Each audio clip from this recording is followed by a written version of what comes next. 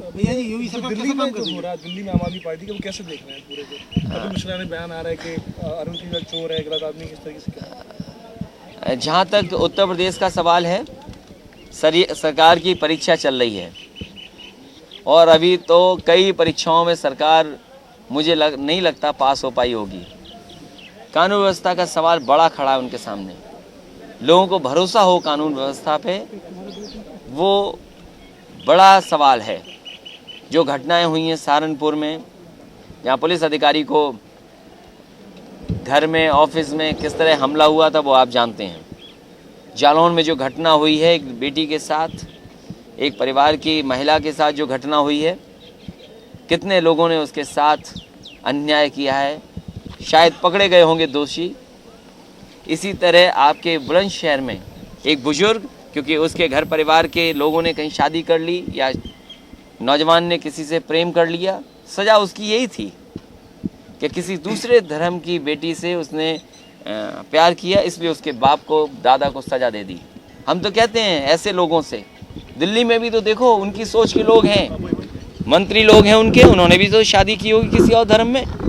उन पे कब हमला करोगे जाके, जो हमला तुमने बुलंदशहर में किया है। मैं आया हूँ झांसी में, डिवाइडर पे न जाने कितनी गायें हमें दिखाई दी।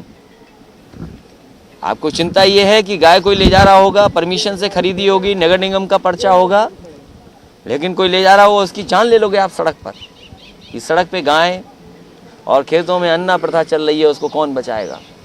इसलिए सवाल बड़े हैं, परीक्षा बड़ी है सरकार की। सर आपके ऊपर दबाव बन रहा है कि आप अध्यक्ष पद छोड़ दें, ये लगातार दबाव बनता है। मैं यहाँ कौन सा किला है जिसमें आया हूँ, मैं आपके सामने खड़ा हूँ। झांसी दुर्ग। ये बात आप पार्टी पे छोड़ दो। दिल्ली में जो आम आदमी पार्टी में हो रहा है उसमें क्या देख रहे हो? अब ये उनका अंदर का झगड़ा है, पार्टी के अंदर झगड़ा है। आजकल तो आरोप लगाना कितना आसान है। अरे यहाँ पर पुलिस, याद कीजिए, आप ही ने टीवी पे दिखाया था, एक लड़का अपनी शादी के लिए आया, उसको रोमियो बना दिया यहाँ पुलिस ने, आरोप लगा दिया ये रोमियो है। याद कीजिए, आप ही ने टीवी पे दिखाया था। आरोप किस पे नहीं लग सकता? आरोप लगाना है, आरोप बहुत आसान है लगाना किसी पर। अब बताइए, लालू जी, उनकी रिकॉर्डिंग कर ली। हमें और आपको ये जानना चाहिए आखिरकार टीवी चैनल के लोग रिकॉर्डिंग कहाँ से लेके आ रहे हैं। हम किसी से बात कर रहे हैं, चलो हमने गलत किया मान लो, लेकिन आखिरकार हमारे आपके फ़ोन रिकॉर्ड हो रहे होंगे, कोई तीसरा आदमी सुन रहा होगा। लेकिन और देश में जो घटनाएं हो रही हैं उन पे कोई जवाब नहीं। सर कट करके आ गया, बहस क्यों नहीं करते आप? जवानों का सर कटा है और क्या क्या अंग कटे हैं जो आपने नहीं बताए, आपको बताना चाहिए। और हम तो कहते हैं यूपी, बिहार, मध्य प्रदेश, दक्षिण भारत के बहुत सारे शहीद हुए हैं। बताओ गुजरात का कोई एक भी जवान शहीद हुआ हो तो बताओ। तो शहीदों पे राजनीति करना, देशभक्ति की राजनीति करना, वंदे मातरम पे राजनीति करना, राष्ट्रवाद पे राजनीति करना, आखिरकार ये परिभाषा क्या है? हमें भी हिंदू नहीं समझते। वो कहते आप हिंदू ही नहीं हो। अरे पहली रोटी हम गाय को खिलाते हैं। हमने होटल वाले को भी कहा कि भाई रोटी तब लाना है जब गाय को खिला आना। अब पता नहीं उसने गाय कहाँ ढूंढी होगी। घर पे भी हमारे जानवर हैं, लेकिन कभी तस्वीर नहीं छापी आपने। औरों के जानवरों की तस्वीर छाप रहे हो आप, हमारे जानवर की भी तस्वीर छापो। सर एक सेकुलर मोर्चा अस्तित्व में आ रहा है, लगातार धीरे धीरे बढ़ रहा है। सेकुलर मोर्चा, हम सब सेकुलर हैं, आप हम सब सेकुलर हैं, इकट्ठे हो जाएंगे, ये मोर्चा हो जाएगा। इस शर्त पे आ रहा है कि आप या तो राष्ट्रीय अध्यक्ष पद छोड़ दें या वो अपना सेकुलर मोर्चा खड़ा कर दें। देखिए उस पे इसलिए बहस नहीं करो, क्योंकि उससे बड़े सवाल है देश के सामने।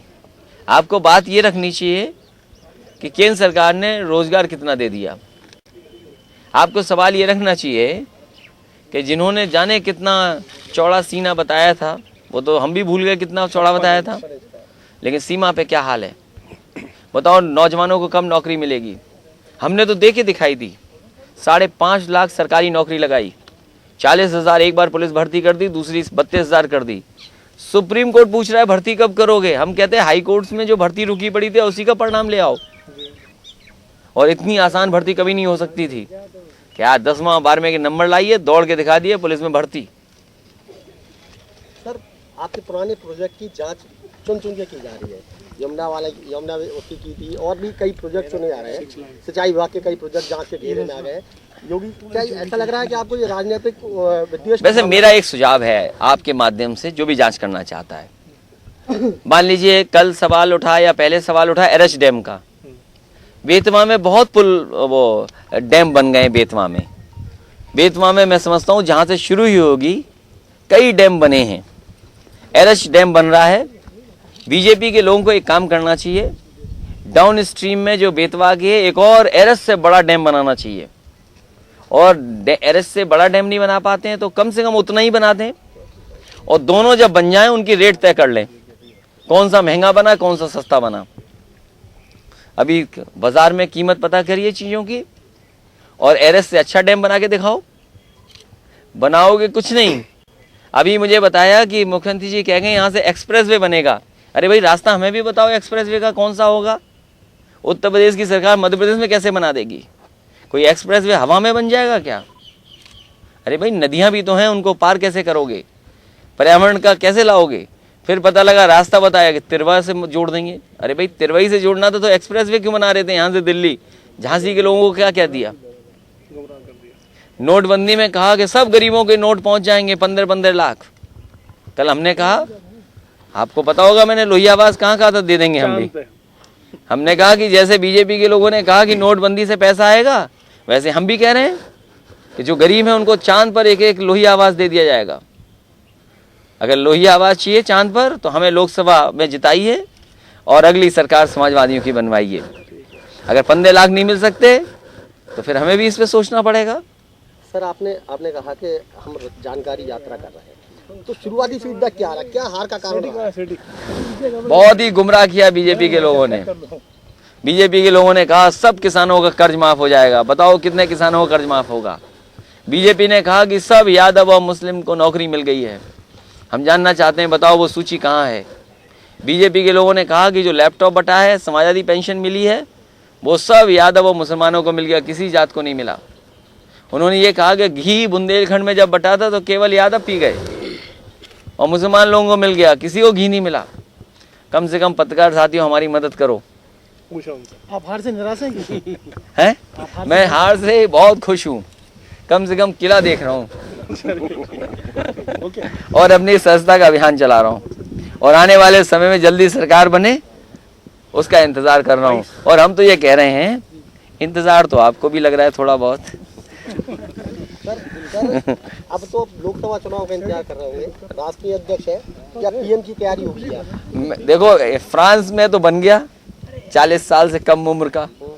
अब यहाँ के नौजवान किसको बनाएंगे, ये नौजवानों को सोचना चाहिए। क्या माना जाए कि आप इस बार पीएम की तैयारी में होंगे? मैं तो नहीं हूँ रेस में। हम अगर रेस में हो जाएंगे तो हमारे दुश्मन और बढ़ जाएंगे, लोग हमें और परेशान करेंगे। इसलिए हमारी कोई लंबी दौड़ की वो बात नहीं है। हम केवल चाहते हैं कि हमारा संस्था का कार्यक्रम अच्छा हो, पार्टी ज़्यादा लोकसभा की सीटें जीते, उत्तर प्रदेश में भी जीते और मध्य प्रदेश में भी। रेस में नहीं होंगे तो क्या राहुल गांधी को प्रमोट करेंगे क्या आगे? हमारी पार्टी पहले ज़्यादा सीटें जीत जाए, फिर किसका पद होगा। अभी तो चुनाव राष्ट्रपति का आ रहा है और फिर आएगा लोकसभा का चुनाव, तब विचार किया जाएगा उस पर। ठीक है, बहुत धन्यवाद।